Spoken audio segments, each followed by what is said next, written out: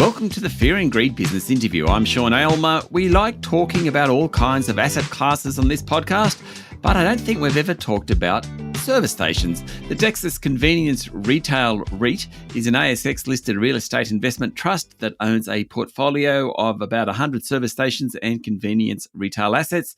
Remember, this is general information only, and you should seek professional advice before making investment decisions. Jason Weate is the fund manager for the Dexus Convenience Retail REIT. Jason, welcome to Fear and Greed. Thanks for having me. Pleasure to be here.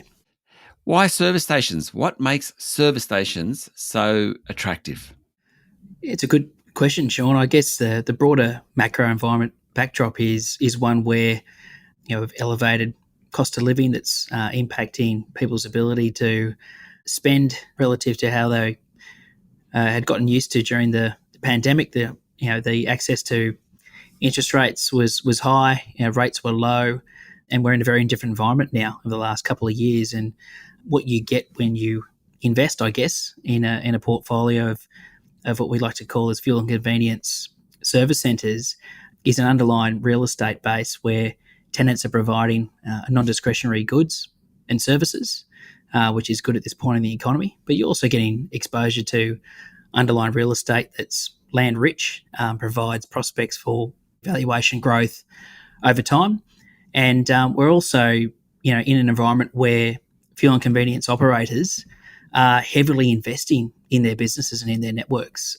And there have been some really meaningful transactions that have taken place across that landscape over the last couple of years that demonstrate a really strong intent on the part of those operators to increase/improve the convenience retail offering, which will ultimately serve to enhance the customer experience over time, irrespective of where the shift in the energy mix ultimately lands.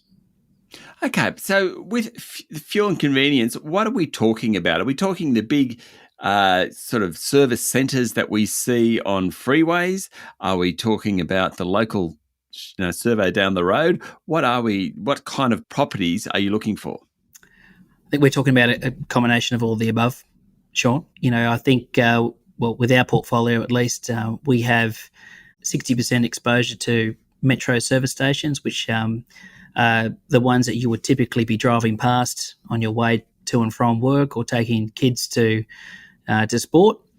We also have about 20 to 25% exposure to highway sites, which are some of those more key arterial routes where commuters will travel some distance typically to go to work, or typically routes that tradies will use daily as well. And that's a combination of fuel and convenience service centres that we're talking about today. And they all play their role in terms of the existing network that exists within Australia. And for example, DXC has exposure to about 8% of the Aussie car fleet in the market. So that's a significant sort of footprint that we have. And it's those highway and metro service centres primarily that are getting exposure to that kind of traffic flow. Okay, you'll have to explain that to me. So 8% of cars would use one of your owned properties. Is that what that means? 8% of our cars would be driving past our properties every day. Yeah. Okay. Now, a big part of it, of course, is leasing the property. So who are the tenants that you have? And it's a bit of a Dorothy Dix because I know the answer to that part, but why are they good to have those sorts of tenants? So first up, who are the tenants and why is it good to have those guys? Sure. So our key tenants reflect a mix of the likes of Chevron, which we have just around about 30% exposure to, Viva Energy, which is you might associate as being the old sort of Coles Express, and they're currently undertaking a rebranding piece, which I'll talk to in a minute.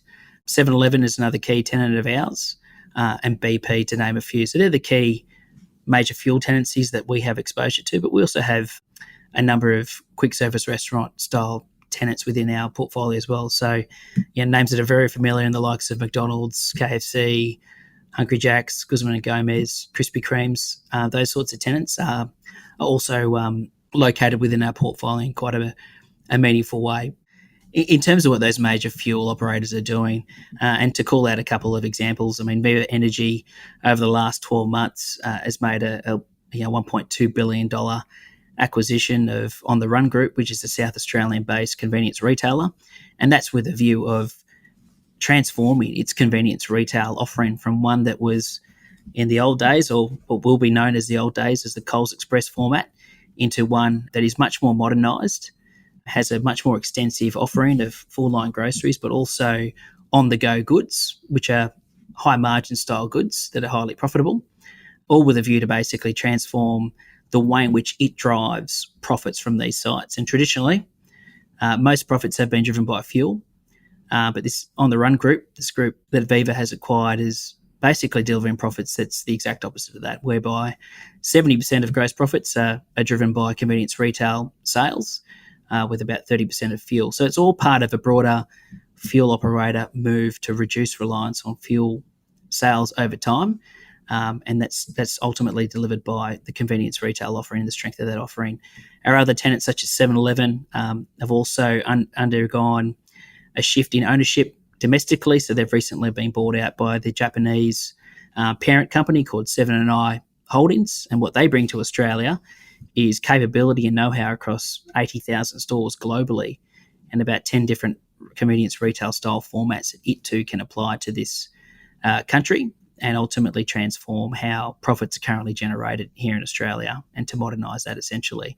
BP, just calling out another example, within the last couple of weeks acquired a domestic convenience retail operator, again with a view to doing the same thing. So multiple examples within the Australian fuel and convenience sector that demonstrate, again, very strong intent to reshape their offerings, provide greater convenience retail service, and they are all shelling out significant amounts of capital to achieve that. Stay with me, Jason. We'll be back in a minute.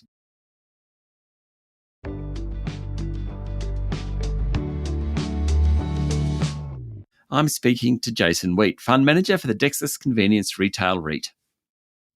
So if you're investing in Dexus Convenience Retail, you are buying into the argument that petrol sales will continue, but convenience, on the run, that type of shopping won't be going backwards and indeed perhaps will outdo market growth more generally. And that's kind of how I should think about it. Is it, Jason?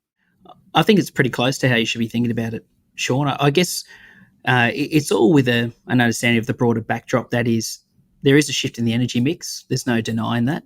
The extent to which alternative energy vehicles make up the Australian car fleet will change over time.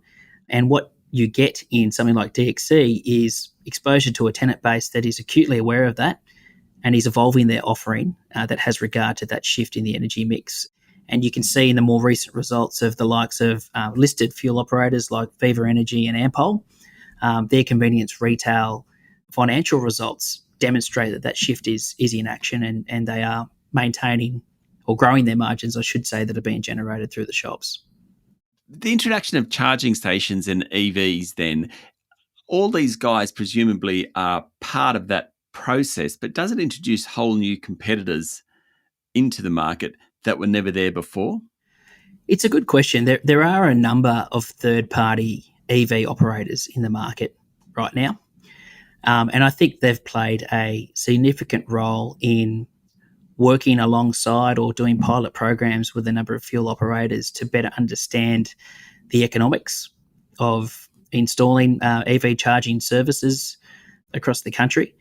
And I think what, especially over the last 2 years, fuel operators in general have begun to understand is that it is commercially viable, such that they want to own the commerce themselves. And so I think you've seen the likes of Ampol, which have been something of a leader in that regard and have probably the most ambitious EV charging rollout strategy in the market. But you're now seeing that followed by the likes of Viva Energy now that have its own rollout programs whereby they are owning the boxes, they're controlling the commerce, they're making their own connections to the grid. And that's a really positive indication that, fuel operators are not necessarily relying on third-party operators to get that provision of service to the sites. They're doing it themselves and they're investing on the back of that. So, in a sense, for Dexus, I mean, EVs clearly a challenge. No one's going to argue that, but potentially an opportunity as well. Undoubtedly an opportunity, and it closely, that shift in the energy mix, what it means for the propensity for EV charge vehicles turning into a service station is all completely aligned with the concerted efforts on the part of fuel operators to enhance their convenience retail offering. Because what you get with people charging their cars is longer dwell times and the potential to pick up incremental basket expenditure when they're in the stores. That's why you're seeing much more by way of evolution in offerings that extend to full line groceries, for example, whereby instead of someone coming into a store and spending on average, excluding fuel, an average basket size of about $12, which is currently the average consumer spend, and looking to increase that basket expenditure, whereby they can also attract very strong gross margins attached to that. So that is the move that the industry is following. And there's very good examples already in Australia, and again, pointing to the OTR acquisition or On The Run Group, which is South Australian based, whereby they've already demonstrated that significant proportion of gross margins that are being generated by the shop are coming from convenience retail sales. The Australian consumer has already demonstrated that it can change the way it spends within these service centres based on the offering. And that's what a number of these operators are trying to scale up, or scale out rather, across their national networks. It's going to be fascinating to watch. Jason, thank you for talking to Fear and Greed. Thank you, Sean. Thanks for your time. That was Jason Weate, Fund Manager for the Dexus Convenience Retail REIT. This is the Fear and Greed business interview. Remember, this is general information only, and you should always seek professional advice before making investment decisions. Join us every morning for the full episode of Fear and Greed, business news for people who make their own decisions. I'm Sean Aylmer. Enjoy your day.